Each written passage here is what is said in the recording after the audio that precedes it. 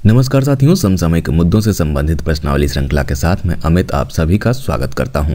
आज है 23 फरवरी 2020 और आज के हमारे प्रश्न किन मुद्दों पर आधारित हैं, आइए सबसे पहले एक नज़र डालते हैं। दिल्ली पुलिस ने उबर के साथ एक ऐप लॉन्च किया है, इसके बारे में जानेंगे हम पहले प्रश्न में। रन फॉर इंडिया टी के बारे में बात करेंगे दूसरे प्रश्न में।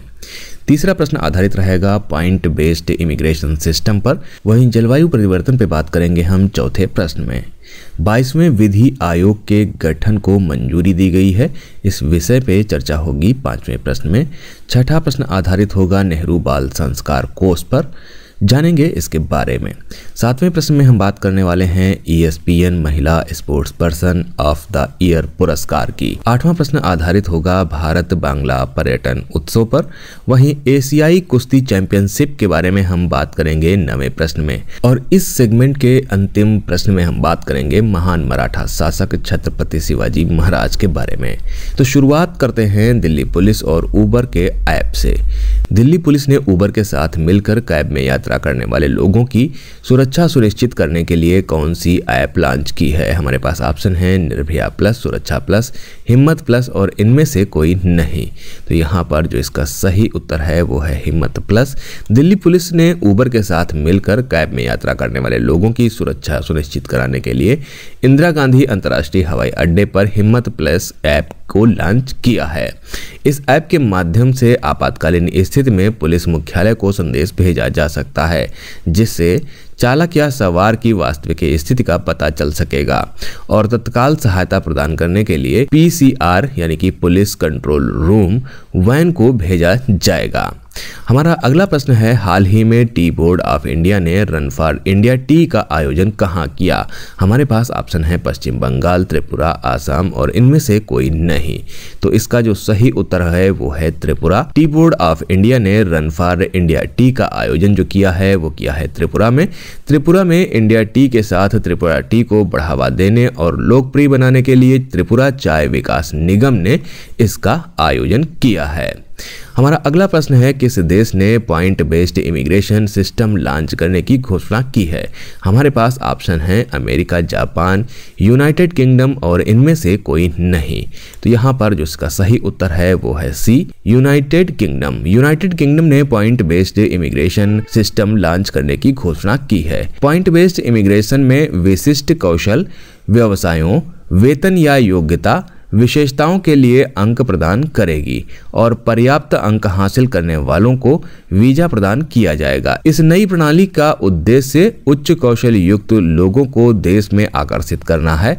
यह नई प्रणाली संभवतः 1 जनवरी 2021 से लागू होगी। हाल ही में किसके द्वारा जलवायु परिवर्तन से लड़ने के लिए $10 बिलियन का फंड लॉन्च किया जाएगा। हमारे पास ऑप्शन है Jack Ma, Jeff Bezos, Bill Gates और इनमें से कोई नहीं। तो इसका जो सही उत्तर है वो है जेफ बेजोस। जेफ बेजोस द्वारा जलवायु परिवर्तन से लड़ने के लिए $10 बिलियन का फंड लॉन्च किया जाएगा। बेजोस अर्थ फंड दुनिया को संरक्षित करने में सहायता करने के लिए कोई भी प्रयास जो एक वास्तविक संभावना प्रदान करता है को धन प्रदान करता है। हमारा अगला प्रश्न है, हाल ही में केंद्रीय मंत्रिमंडल द्वारा भारत के 22वें विधि आयोग के गठन को मंजूरी प्रदान की गई। इस आयोग का कार्यकाल कितने वर्ष का होगा। हमारे पास ऑप्शन है 3, 5, 4 और इनमें से कोई नहीं। तो इसका जो सही उत्तर है वो है A, 3 वर्ष। केंद्रीय मंत्रिमंडल द्वारा भारत के 22वें विधि आयोग के गठन को मंजूरी प्रदान की गई है। इस आयोग का कार्यकाल 3 वर्ष का होगा। 22वें विधि आयोग में एक पूर्णकालिक चेयरपर्सन होगा। इसके अलावा 4 पूर्णकालिक सदस्य होंगे। इस आयोग में कानूनी मामले विभाग तथा विधायी विभाग के सचिव भी इसमें शामिल होंगे। यह एक गैर सांवैधिक निकाय है जिसका गठन भारत सरकार द्वारा समय समय पर किया जाता है। देश में पहली बार विधि आयोग का गठन 1955 में किया गया था। हमारा अगला प्रश्न है, किस राज्य द्वारा बाल श्रम और तस्करी को रोकने के लिए नेहरू बाल संस्कार कोष की स्थापना की घोषणा की गई है।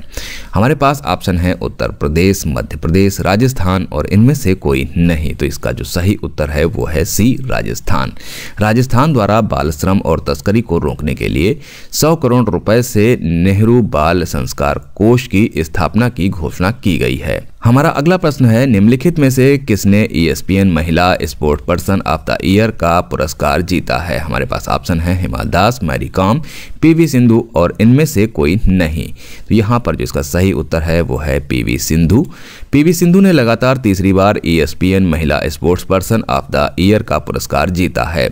युवा निशानेबाज सौरभ चौधरी ने पुरुष वर्ग में यह सम्मान प्राप्त किया। स्प्रिंटर द्युति चंद मैदान और बाहर दोनों ही स्थान पर प्रेरणादायक होने के लिए साहस पुरस्कार की पहली विजेता बनी हैं। हमारा अगला प्रश्न है, किस राज्य में 2 दिवसीय पहला पर्यटन उत्सव भारत बंगला पर्यटन उत्सव का आयोजन हुआ है। हमारे पास ऑप्शन है असम, मिजोरम, त्रिपुरा और इनमें से कोई नहीं।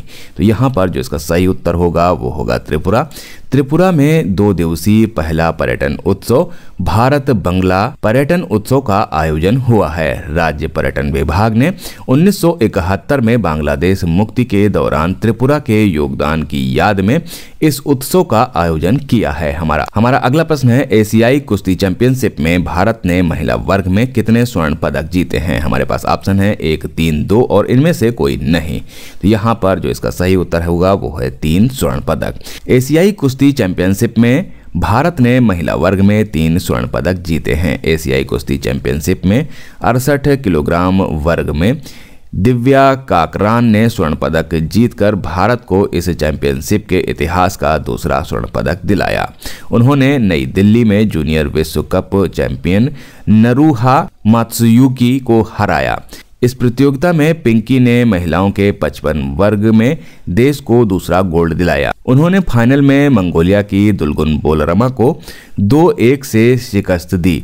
इस जीत के साथ वे चैंपियनशिप के इतिहास में गोल्ड जीतने वाली तीसरी भारतीय महिला बनी।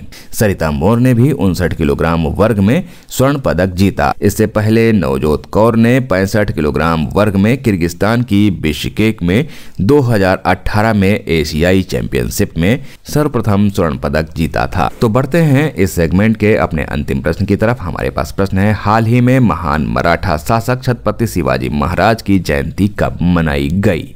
हमारे पास ऑप्शन है 20 फरवरी, 21 फरवरी, 19 फरवरी और इनमें से कोई नहीं। तो यहाँ पर जो इसका सही उत्तर होगा वो है 19 फरवरी। महान मराठा शासक छत्रपति शिवाजी महाराज की जयंती 19 फरवरी को मनाई गई। शिवाजी महाराज का जन्म जो था वो 19 फरवरी 1630 में शिवनेरी किले में जीजाबाई और शाहजी भोसले के घर हुआ था।